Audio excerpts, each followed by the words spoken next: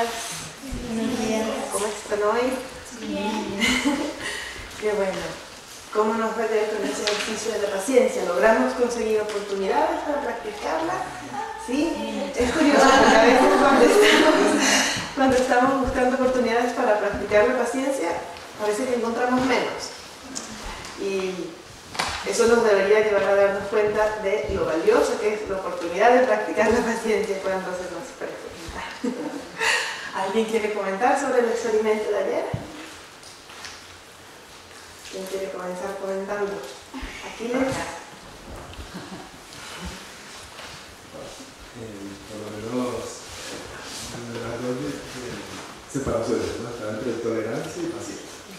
La tolerancia, por lo menos yo lo practico porque tenía los pies quemados en planta de los pies y caminé y llegó un punto que sencillamente se naturalizó el dolor y se convirtió en algo que formaba ya parte de mí, no me importaba, no me incomodaba y hoy de hecho ya no me duele. Y en cuanto a la paciencia, fue un poco, creo que menos productiva mi tarea, porque estuve en un lugar que me incomodaba y sencillamente también se naturalizó, pero más rápido. Okay. Gracias por compartir. ¿Alguien más nos cuenta cómo fue su práctica de la paciencia? Sim, tem, se eu falo português? Tal vez.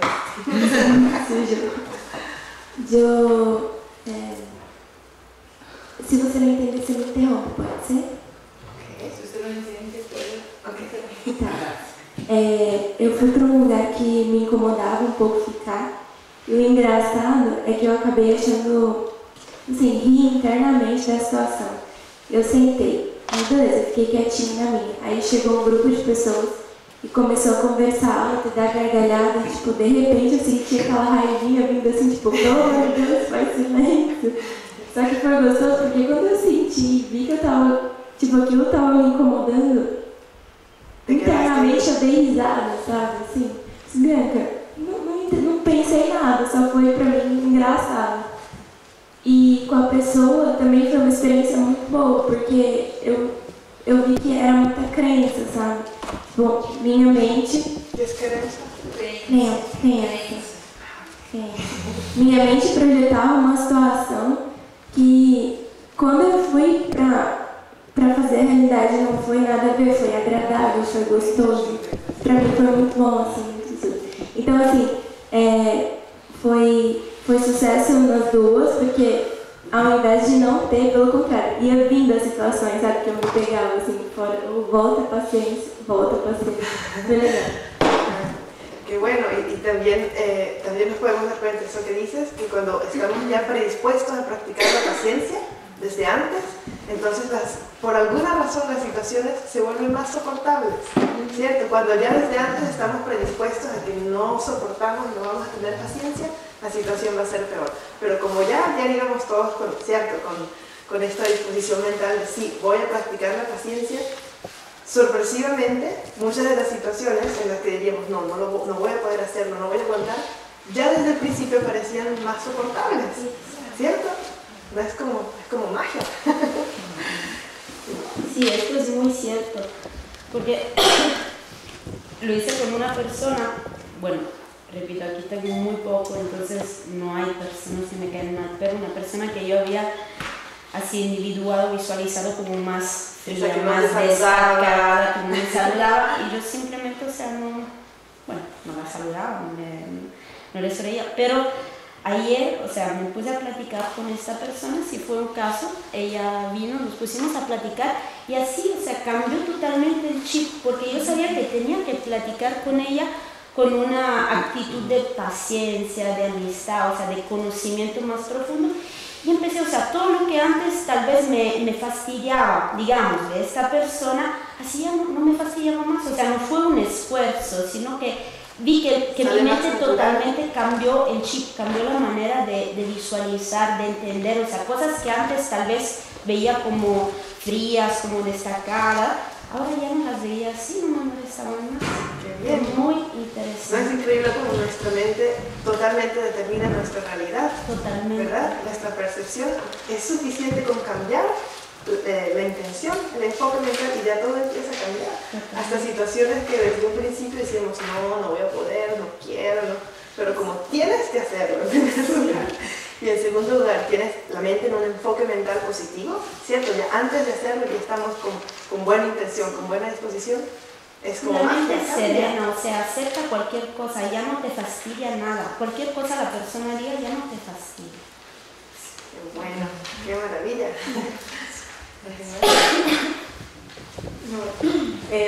En el lugar, cuando llegué al lugar, es un lugar que me pone triste, por decirlo así, como que no me gusta para nada.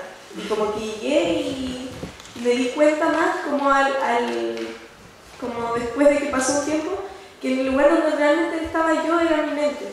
Porque si mi mente estaba enfocada en otra cosa, yo ni siquiera me centraba en la tristeza que me provocaba el lugar. Entonces fue súper lindo darme cuenta de eso.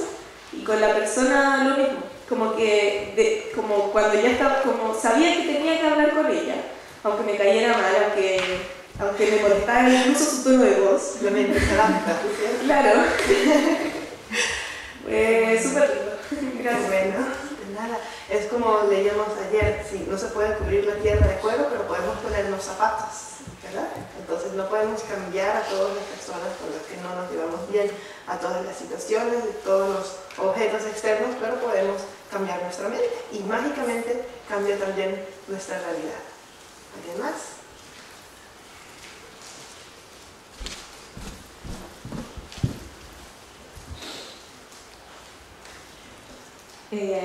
Hay algo que algo interessante porque não logrei ser uma hora com a mesma pessoa, da tolerância, uma hora no mesmo local, ou na mesma pessoa. E identifiquei por lo menos uns 8 espaços onde me venia a impaciência e aí, por exemplo, por la noite uma pessoa me dijo, mas espera, eu não queria esperar. E ele disse, não, já me voy, não, espera. Então eu esperava, pero caminhava 2 passitos, não, peraí, espera, mirava para trás, outros 2 passitos, não tinha. E de repente passou uma amiga e digo, o que tu está fazendo aí? Estou esperando Beltrana. Tu está aí no meio da carretera esperando Beltrana? E eu por dentro, sim, que absurdo, eu estou fazendo exercício da paciência. E digo, te entendo. E foi como vários momentos em diferentes conversações da situação que eu senti que me vinha a impaciência. E aí, com várias pessoas, logrei trabalhar, não com na hora, foi umas 15 minutos, outras 5. E aí, pude observar também diferentes situações de dia, como na impaciência, como na rabia, como na impaciência. E o espaço físico, eu não teria um espaço ou uma atividade específica. Mas logo pensei, essa reunião na hora vai trabalhar a paciência. E era como um mecanismo que se desarmava, porque eu diria, a hora você vai trabalhar a paciência, passava super fluido a coisa. Por supuesto. Na hora vai comer com essa pessoa, vai trabalhar a paciência. E luego estava a gusto, justamente eso pasa, eso es lo que pasa. Então, significa que eu estou super bem. Me comprometo a estar com uma pessoa na hora para ir mais profundo. Qué bueno. Sí, es increíble y nos podemos imaginar qué grandísimo beneficio sería si todos los días tuviéramos esa tarea, ¿verdad? Si todos los días tuviéramos ya la disposición mental de que pase lo que pase voy a practicar la paciencia. Todo se volvería más fácil porque hemos cambiado el switch en nuestra mente, ¿verdad? Sí. Buenos días. Buenos días. Quiero compartir ayer cuando me acordé había que hacer ayuno. Yo tenía un curso con esfuerzo físico en la tarde y dije, no, yo no voy a hacer, imagina si en el curso empiezo a sentirme débil, yo voy a comer algo, ¿no? Y me acordé de la tarea. Pensé, una buena oportunidad de entrenar la paciencia. ¡Qué alegría! ¡Qué alegría! Voy a hacer el ayuno. Y para mi sorpresa, no me vino hambre y tuve toda la energía para lo que ¡Qué maravilla! Podemos decir que fue un exitoso experimento para todos, entonces. ¿Sí? Bueno, muy bien. Imagínense si todos los días pudiéramos practicar todas las perfecciones. No perderíamos ni un instante. Estaríamos siempre acumulando karma positivo. Entonces, la perfección de hoy es la diligencia, también se llama esfuerzo, también se llama entusiasmo. Y también es mucho más amplio de lo que creemos que es. Es el antídoto para la pereza.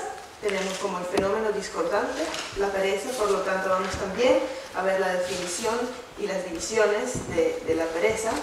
Y dentro de la diligencia podría ocurrir otro factor discordante con la práctica del Dharma, que es el orgullo, ¿cierto? Porque cuando alguien se comienza a esforzar mucho y a sentir que está haciendo cosas bien y que es muy diligente, podría que surja la aflicción del orgullo y eso está destruyendo un poco nuestras acciones positivas. Entonces más adelante vamos a ver el orgullo, vamos a ver lo que se llaman los 4 poderes para la aplicación de la diligencia. Y primero vamos a ver la definición del esfuerzo o del entusiasmo, que es un factor mental que por su propio poder se deleita en la virtud, está feliz de practicar acciones positivas. Entusiasmo o esfuerzo es un factor mental que por su propio poder se deleita en la virtud. Se deleita en la virtud, se deleita en hacer acciones positivas. Ahora, esta palabra en tibetano sería chöpa, deleita, podría traducirse de 2 maneras, que impulsa o que está feliz de hacer algo. Entonces, el entusiasmo tiene estos 2 aspectos, que nos impulsa, es esa fuerza mental, ese factor mental que nos impulsa a hacer algo positivo, por eso dice, en las acciones virtuosas se deleita en la virtud, en las acciones virtuosas, o que se alegra de hacer acciones virtuosas. Pero alegrarse y impulsarnos a hacer algo positivo están muy conectados, porque vamos a hacer algo positivo cuando nos alegramos, cuando sabemos que es algo bueno, y también vamos a alegrarnos al mismo tiempo cuando sentimos entusiasmo por hacerlo. Es difícil alegrarnos por algo y no hacerlo, ¿cierto? Entonces están muy conectados, esta alegría de hacer cosas positivas, de practicar y tener entusiasmo por practicar. Entonces esas 2 acepciones de la palabra chöpa en tibetano están incluidas en esta definición. Por eso la definición podría traducirse tanto como se deleita en la virtud como impulsa hacia la virtud. Ambas acepciones serían correctas. Entonces el esfuerzo, tenemos la división del esfuerzo, que son 3. La primera se llama el esfuerzo de la armadura, que es como una armadura, nos protege. El segundo es el esfuerzo de la aplicación. Y el tercero es el esfuerzo de cumplir el beneficio de los seres. Vamos a ver un poco cuáles son las diferencias entre estos 3. El esfuerzo de la armadura se llama de la armadura porque nos protege, porque evita el daño por parte de los factores discordantes, en particular la pereza. Entonces el esfuerzo, que es como una armadura, combate esta pereza que tenemos, este desgano de hacer acciones positivas. Y luego tenemos el esfuerzo de la aplicación, que no es solo un no ser perezoso, no es solo no tener flojera, sino aplicarse en acciones positivas.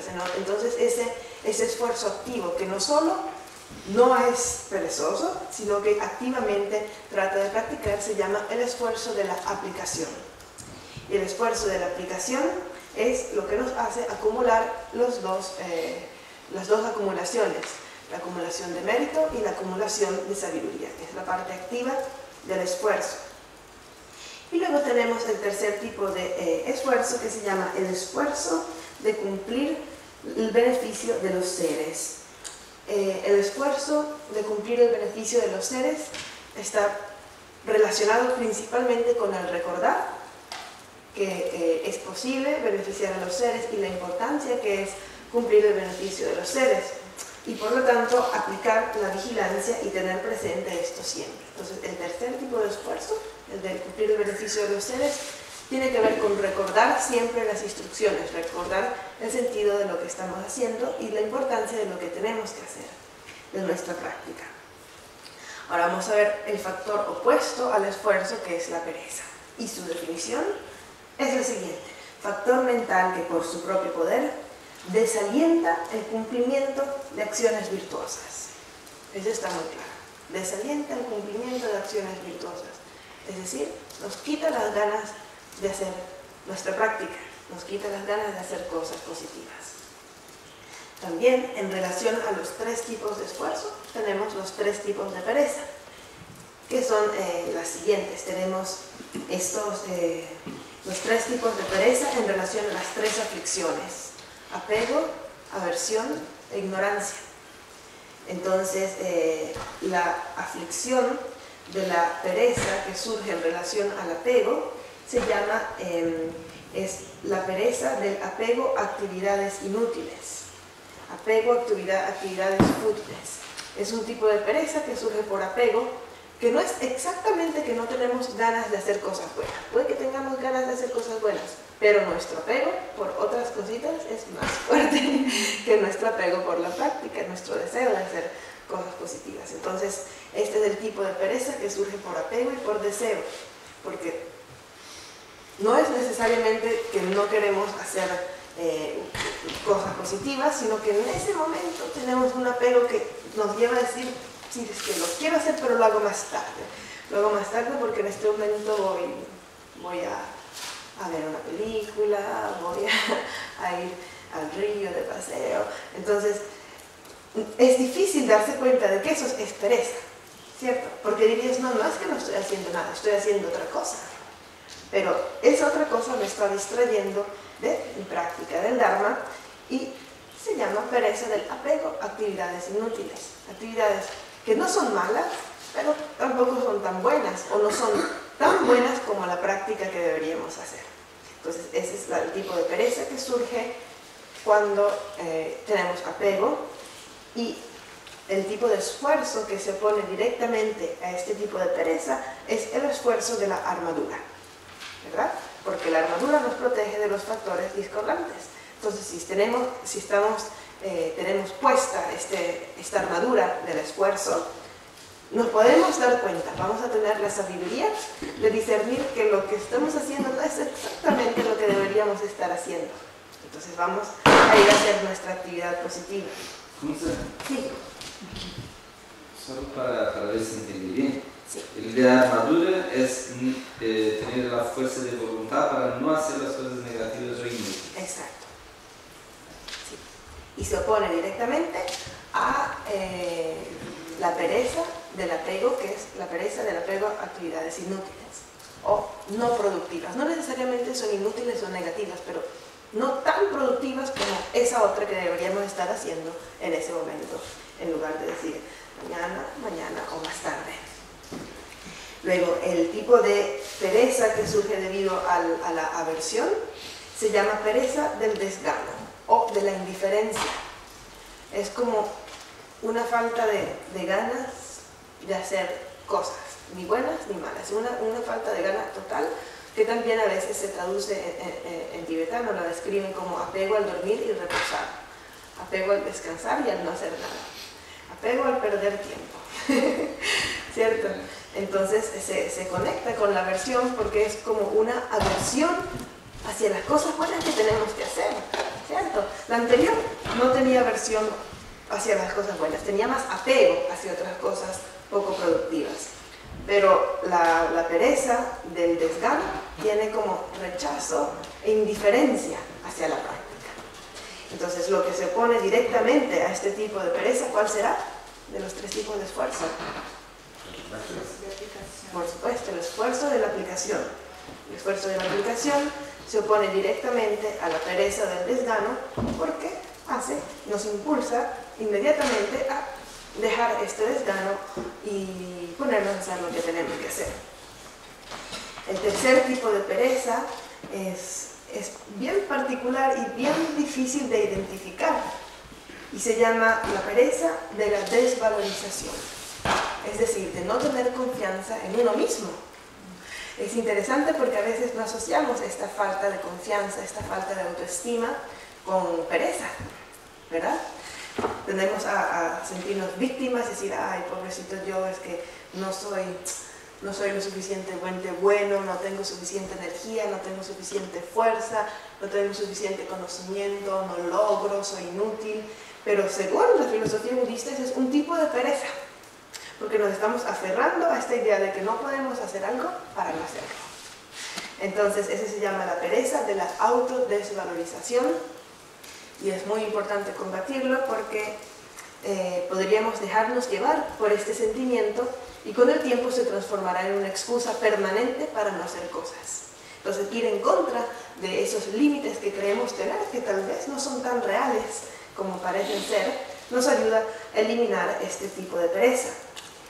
Y decimos que el tercer tipo de esfuerzo, el esfuerzo de cumplir el beneficio de los seres, se opone directamente a la pereza de la desvalorización o de la baja autoestima, porque cuando cumplimos el beneficio de los seres nos damos cuenta de que tenemos cualidades positivas, nos damos cuenta de que somos capaces de hacer acciones positivas que benefician no solamente a nosotros mismos, sino a los demás.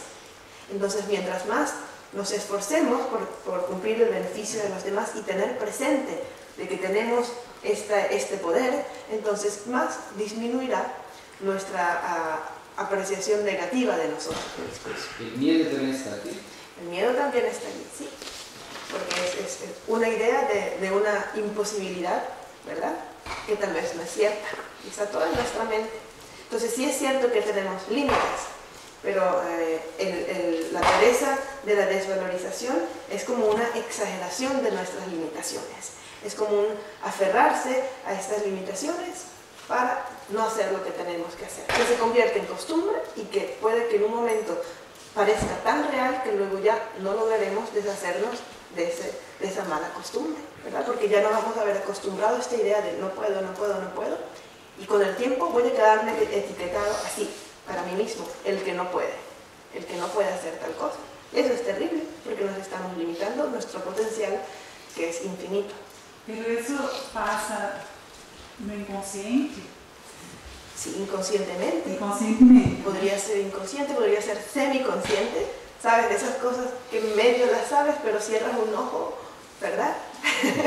No, porque cuando tú hablas ahora así como una pereza, ¿no? Pereza, ahí yo logro entender, pero antes no tenía consciente, entonces la persona hace de una forma inconsciente, ¿no? Sí, algunas personas pueden que lo hagan de manera totalmente inconsciente y puede que otras sean, como te dije antes, semiconsciente, como un poquito, una excusa que mitad se la creen y mitad no se la creen. Por ejemplo, cuando alguien viene y te pregunta ¿por qué no hiciste tal cosa? Lo primero que se te ocurre es porque no puedo. ¿Verdad? Porque no me sale bien, porque no, pídeselo, él lo hace mejor que yo, ¿verdad? Eso también es un tipo de pereza, que te estás liberando de esa responsabilidad porque no puedo, ¿verdad? Entonces ahí sería semiconsciente o muy consciente cuando ya es mentira, entonces ya es serio. Entonces estos son los tres tipos de pereza y los tres tipos de esfuerzo que se corresponden. Y ahora vamos a leer el capítulo 7 de la diligencia o del entusiasmo, dentro del cual vamos a encontrar muchos otros temas de la presentación budista del Sendero Gradual hacia la Iluminación, como son la meditación sobre la muerte y la impermanencia. ¿Sí? ¿Me pueden dar algunos ejemplos de beneficio a todos los seres? Del esfuerzo. Sí. Es esforzarse manteniendo presente que el objetivo es beneficiar a los seres, porque a través del beneficio a los seres podemos obtener mérito, ¿cierto? Podemos practicar las perfecciones y obtener la iluminación. Es como recordar el resultado de beneficiar a los demás. Entonces, si lo tenemos siempre presente, seguimos practicando. Y eso se opone a la pereza de la desvalorización, porque nos damos cuenta que tenemos el potencial de hacer cosas buenas y podemos ver los resultados positivos. Entonces, dentro del capítulo número 7 encontraremos varios puntos de la presentación del Sendero Gradual hacia la Iluminación, como son, por ejemplo, la meditación sobre la muerte y la impermanencia. Vamos a ver también algunos aspectos del karma, vamos a ver los 4 poderes de la diligencia. Y bueno, recuerden siempre que Shantideva es un poco radical y dramático y menciona mucho los infiernos y los sufrimientos de los infiernos, pero no debemos tomarlos de manera literal, no debemos como sentirnos incómodos, porque es simplemente su manera de poner las cosas como desde el peor punto de vista para impulsarnos a practicar el Dharma.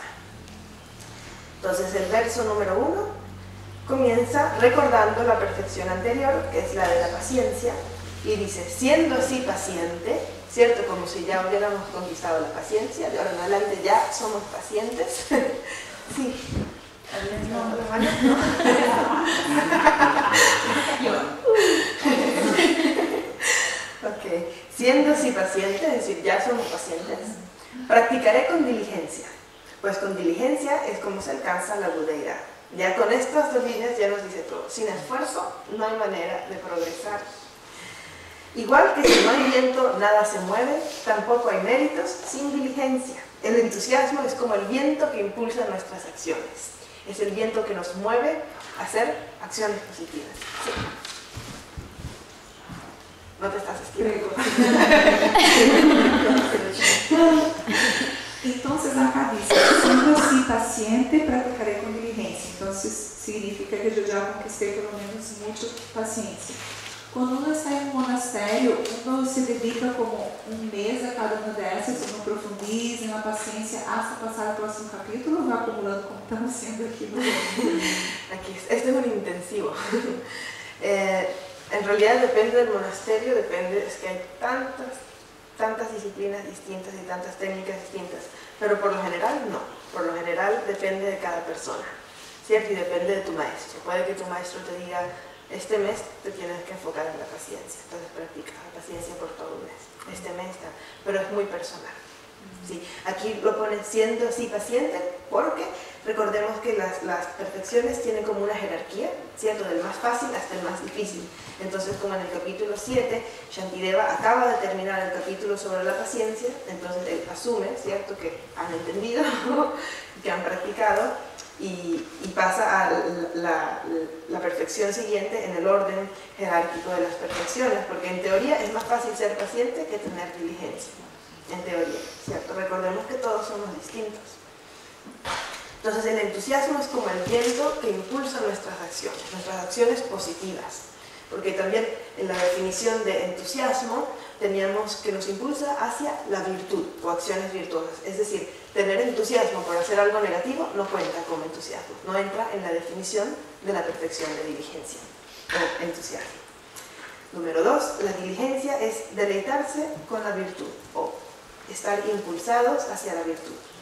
Lo opuesto puede explicarse como pereza, gusto por lo negativo, abatimiento y desprecio por uno mismo, degustar con placer la ociosidad, estar apegado a dormir y reposar.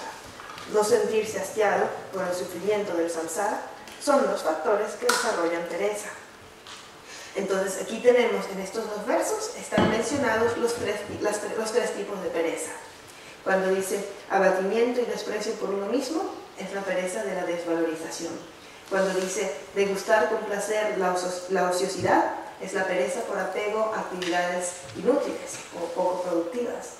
Cuando dice estar apegado a dormir y reposar, es la pereza por el desgano o la indiferencia.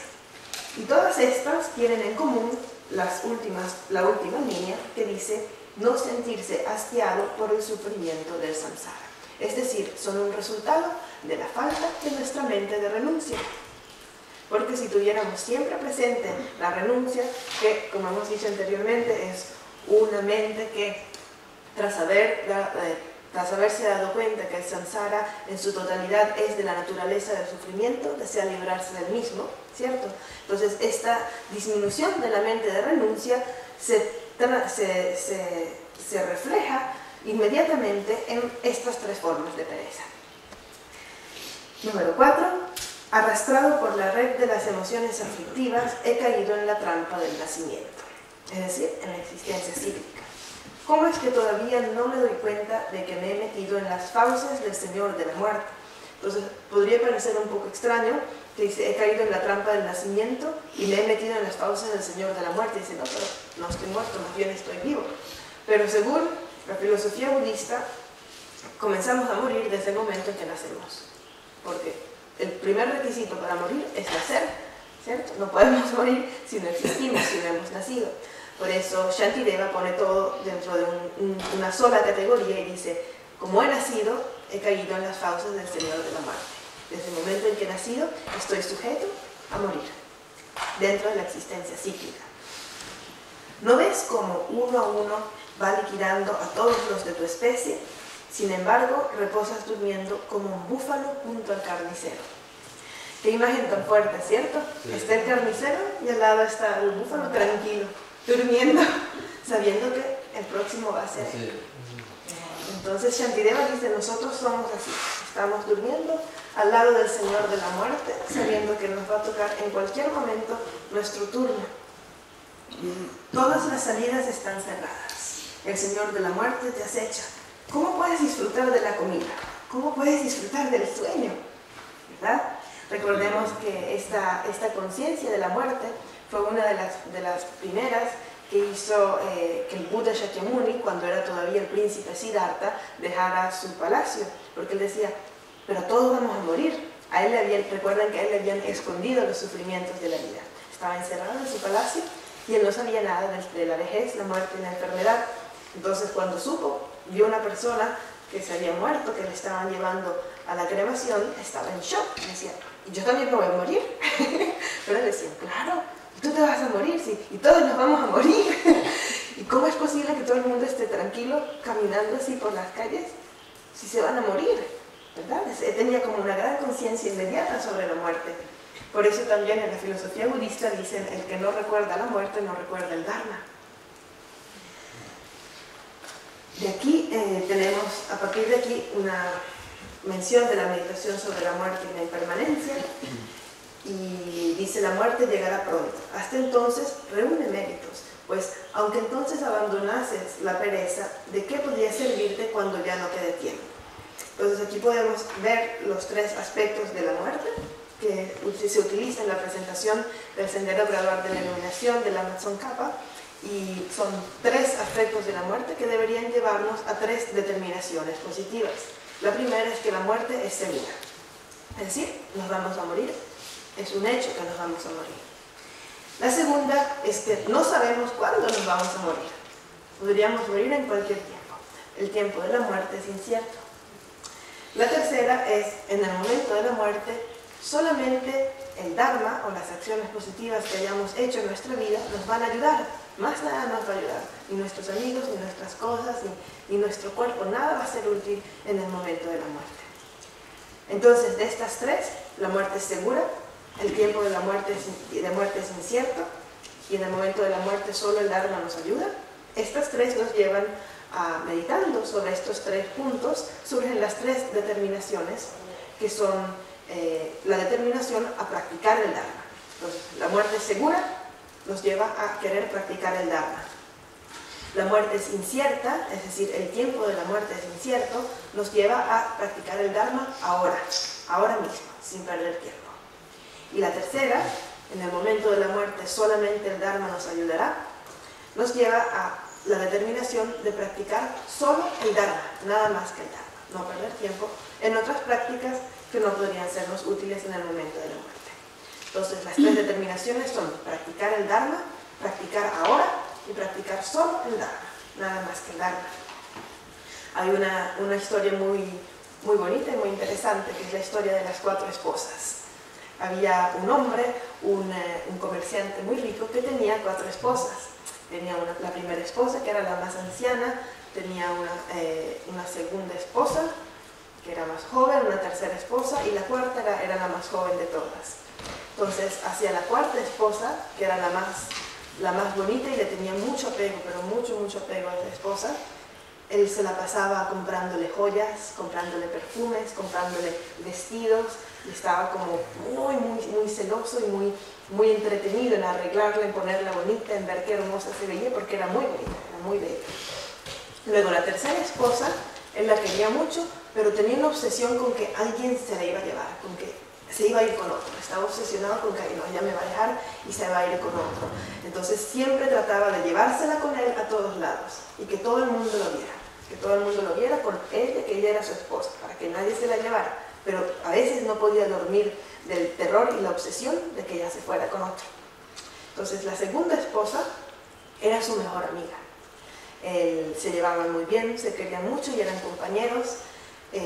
Y sí, lo apoyaba en todas sus actividades positivas, lo apoyaba cuando tenía sufrimiento. Y la cuarta esposa, él como que la ignoraba, así, se olvidó de ella y ella estaba en la casa, él no le daba nada, ni la miraba, nunca la sacaba. Entonces el comerciante se enfermó de una enfermedad mortal y muy rápidamente comenzó a empeorar hasta que llegó el momento de su muerte.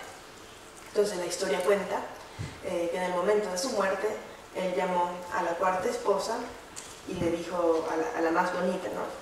Y le dijo: querida esposa, yo te he dado todas mis riquezas, te he comprado las cosas más hermosas, ¿vendrías conmigo cuando me muero? ¿Te morirías conmigo? Y ella lo ve así como que, pues no, la verdad es que no.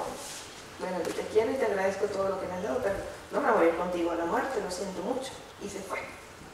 Entonces la tercera esposa llegó y le dice: querida, te he querido tanto, por favor, ¿vendrías conmigo en el momento de la muerte? Y él le dice: bueno, sinceramente, si te mueres, yo me voy con otro. Que era su peor temor. Era su peor temor, y en ese momento justamente se manifestó y se fue con otro, la tercera esposa. Entonces le preguntó a la segunda esposa: querida mía, tú has sido mi mejor amiga, me has ayudado y me has apoyado todos estos años, ¿vendrías a la muerte conmigo? Y él le dijo: querido mío, yo haría lo que sea por ti, pero no puedo morirme contigo, no sirve de nada si me muero contigo. Lo único que puedo es acompañarte hasta el final, agarrar tu mano y tratar de que tengas una muerte feliz y una muerte tranquila, pero no puedo morirme contigo, es imposible. Y entonces salió de una esquina la cuarta esposa y dijo: yo me voy contigo. Y dice: ¿conmigo? Después de que te he tratado tan mal, te he descuidado, no te he dado nada, ¿te vas a venir conmigo? Y dijo: sí, porque siempre he estado contigo y por siempre te seguiré. Entonces vamos a ver quiénes son estas cuatro esposas. La cuarta esposa, la que él estaba obsesionado con embellecer, es nuestro cuerpo. Nuestro cuerpo que no nos podemos llevar en el momento de la muerte y estamos obsesionados con embellecerlo, ponerle ropas, ponerle joyas, ponerle perfumes, pero en el momento de la muerte no nos va a acompañar. ¿Quién será la tercera esposa, la que se va con otros? Nuestros objetos materiales, que estamos preocupados en proteger, a los que tenemos apego y no queremos que se vayan, que nadie se los lleve, no queremos que se los roben, queremos más. Y nos gusta que todos nos vean con ellos, ¿verdad? ¿Qué es lo primero que ocurre en el momento de la muerte? Se van con otros. No hay nada que hacer. Como dice en la canción, una de las canciones muy hermosas de... ¿quién era? No era de Gampo. Luego voy a averiguar quién era el autor. Le dice: esta riqueza amasada con avaricia es como la miel de las abejas. Nunca sabrás quién la disfrutará. Practica el Dharma, otros la miel comerán. Entonces, eso es la tercera esposa, eran nuestras riquezas, nuestras posesiones materiales. Entonces, ¿quién será la segunda esposa? La mente que no te... No, la segunda esposa que nos quiere y nos apoya hasta el final son nuestros amigos, nuestros familiares, nuestros seres queridos, ¿cierto? Que nos apoyan, están con nosotros siempre, pero incluso ellos, por más que nos quieran, por más que deseen ayudarnos, no van a poder venir con nosotros en el momento de la muerte. Entonces lo único que pueden hacer, como decía la segunda esposa, era permanecer con nosotros junto a nuestro lecho de muerte agarrándonos la mano. Eso es todo lo que pueden hacer, pero no pueden venir con nosotros. Y la primera esposa es la mente. Ahora sí, la mente. La mente que ha estado con nosotros desde el principio y nos seguirá hasta el final. Entonces pueden imaginarse la desesperación del comerciante al darse cuenta que toda su vida había descuidado la única de las esposas que se iba a ir con él en el momento de la muerte. Entonces nos diría esta historia que en el momento de la muerte, si no hemos cuidado nuestra mente, tendremos una angustia semejante. Nos hemos descuidado la única cosa que nos va a seguir después de la muerte. Y bueno, me parece una historia muy bonita, la historia de las cuatro esposas, que ilustra muy bien esta necesidad de practicar el Dharma, porque es lo único que nos va a ayudar en el momento de la muerte. Por eso dice el verso número 7, la muerte llegará pronto. Hasta entonces reúne méritos, porque aunque entonces abandonases la pereza, ¿de qué podrá servirte cuando ya no te quede tiempo? ¿Verdad? Y luego el 8 es interesante, dice, esto no lo he hecho, esto solo lo he pensado, de esto estoy a la mitad. Y de repente llega el Señor de la muerte. Y te asaltará el lamento, ay, estoy perdido. Estos son otros de los 4 puntos sobre la meditación de la muerte. El primero es que hay pocas causas de vida, pocas condiciones que sustentan nuestra vida, es decir, necesitamos de muchas cosas para estar vivo y pocas son las posibilidades de que continuemos estando vivos. Necesitamos factores internos, factores externos, comida, necesitamos un buen clima, es decir, muchas cosas para poder estar vivos y en buena salud. Mientras que, número 2, son muchas las causas que destruyen la vida. Podríamos morirnos en cualquier momento. Salimos, nos cae una piedra y ya. Nos rebalamos en la escalera, nos golpeamos la nuca y se acabó, ¿cierto? El tercero es que hay causas de vida que podrían transformarse en causas de muerte. Por ejemplo, la comida es una causa de vida, pero puede que esa comida esté mala, esté dañada y nos enfermemos y entonces nos morimos. Aquello que podría ser causa de vida puede transformarse en causa de muerte. Y la cuarta es que la muerte podría llegar sin haber practicado el Dharma, sin que nos haya dado tiempo de practicar el Dharma, sin que nos haya dado tiempo de familiarizar nuestra mente con estados de conciencia positivos, que es lo único que nos vamos a llevar para la vida siguiente. Entonces voy a repetir estos 4 puntos, ¿cierto? Hay pocas causas que sostienen la vida, hay muchas causas que amenazan la vida, causas de vida pueden transformarse en causa de muerte y el momento de la muerte podría llegar sin que nos haya dado tiempo de practicar el Dharma. Número 9. Verás a tus seres queridos ya sin esperanzas, con los ojos rojos e hinchados, y por sus mejillas caerán lágrimas debido a su profunda tristeza. Verás también a los emisarios del Señor de la muerte. El recuerdo de tus actos negativos te torturará y podrás oír los clamores del infierno. El pánico hará que te ensucies con tus excrementos. ¿Qué podrás hacer en medio de ese delirio? ¿Cierto? Así como muy dramático, porque Shantideva quiere decir, como date cuenta de que te vas a morir. Y en ese momento va a ser muy tarde. Luego, estas son también 3 puntos de la meditación sobre el sufrimiento. Y estos 3 puntos de la presentación gradual del Sendero de la Iluminación son, número 1, el sufrimiento vendrá seguramente. Es decir, no solo la muerte, sino el sufrimiento en general, que es resultado de nuestras acciones negativas, va a venir seguramente. No hay manera de que no va a venir y punto. El segundo es que el sufrimiento es difícil de soportar. Cuando llega el sufrimiento no estamos felices, porque por eso se llama sufrimiento, porque nos causa infelicidad. Y el tercero es el punto más importante que nos lleva a practicar el Dharma, que dice, desear la felicidad y no acumular las causas de la misma es una contradicción. Entonces queremos ser felices, pero no nos concentramos en practicar, en acumular las causas de la felicidad. Entonces esto es una contradicción. El sufrimiento vendrá, el sufrimiento es difícil de soportar, desear la felicidad y no acumular sus causas es una contradicción. Todos estos son puntos sobre los cuales tenemos que reflexionar. Luego el número 11 dice, si como el pescado vivo que se retuerce está aterrorizado estando aún vivo, es necesario mencionar los tormentos insoportables de los infiernos creados por los actos negativos. Pero el infierno no tiene que ser algo literal.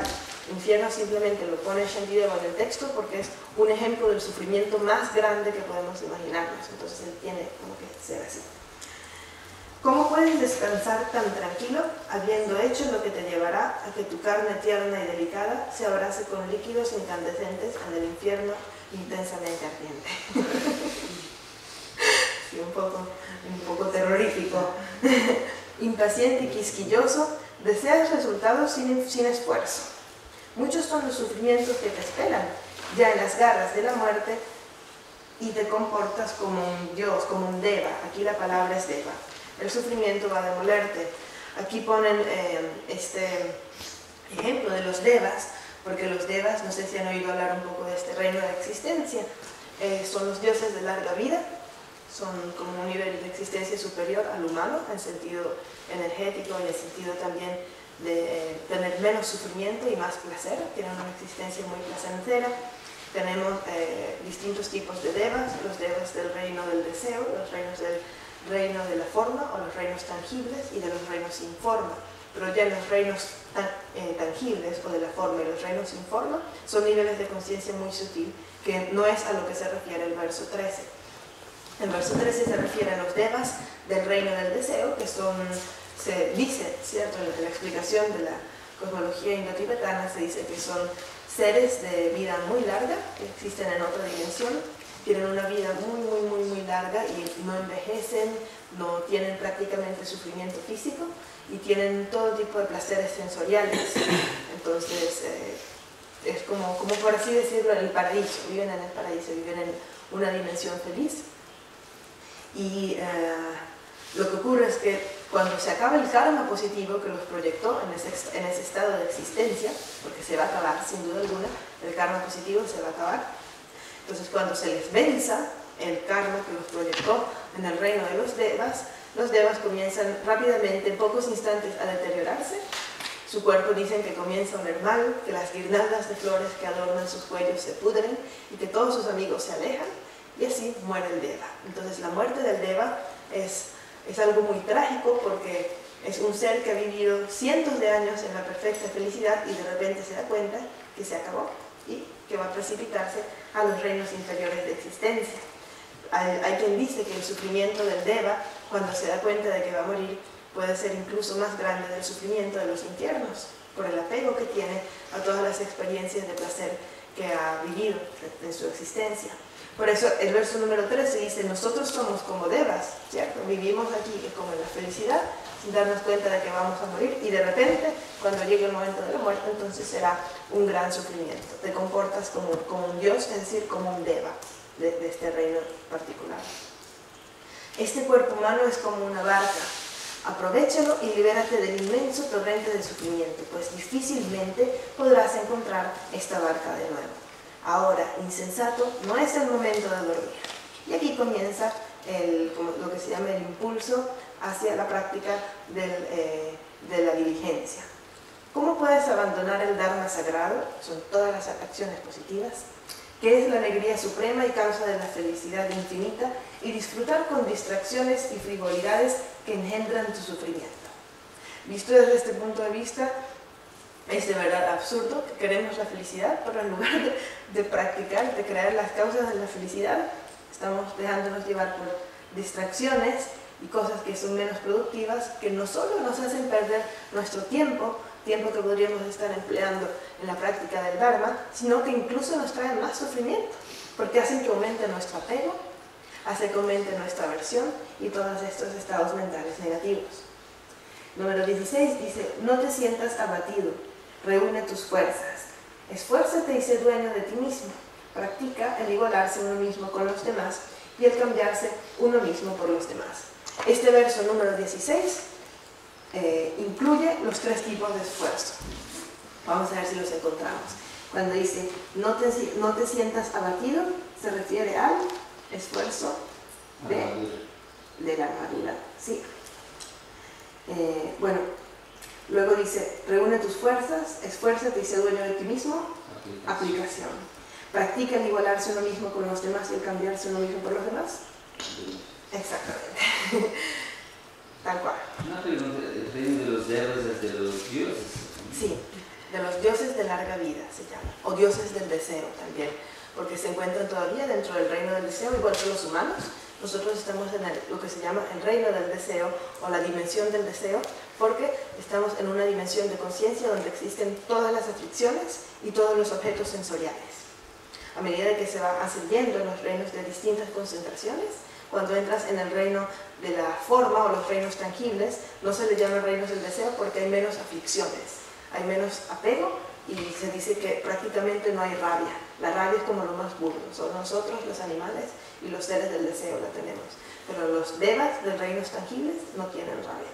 Y cuando llegas ya a los reinos intangibles, que son espacio infinito, conciencia infinita, nada de nada y punta del samsara, esos cuatro son prácticamente no conceptuales, es como conciencia, ni siquiera tienen cuerpo, por eso se llaman los reinos sin forma, porque si uno renace en ese reino, eres solo como conciencia. sea, no tiene la vacuidad, pero tiene conciencia. Tiene conciencia, no tiene la vacuidad. Por eso, para la meditación sobre la vacuidad, bueno, eso lo veremos más adelante. Se recomienda no llegar a los reinos, a la parte más alta de los reinos intangibles, porque hay poca claridad, no hay nada, no hay, es como ni siquiera hay capacidad de análisis ni conceptos. Entonces es difícil percibir la vacuidad. Pero en los reinos del deseo hay mucha distracción, ¿cierto? También en los reinos de forma puede haber distracción.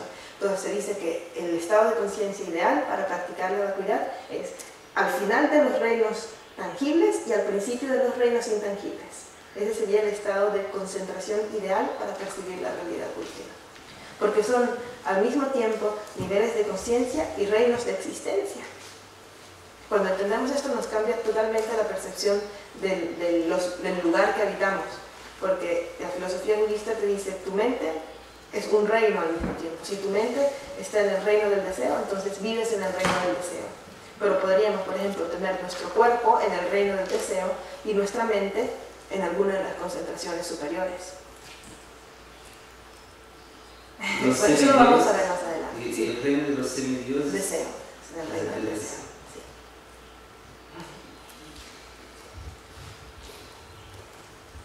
Y entonces sí, vimos que estos tres tipos de esfuerzo están mencionados en el verso 16.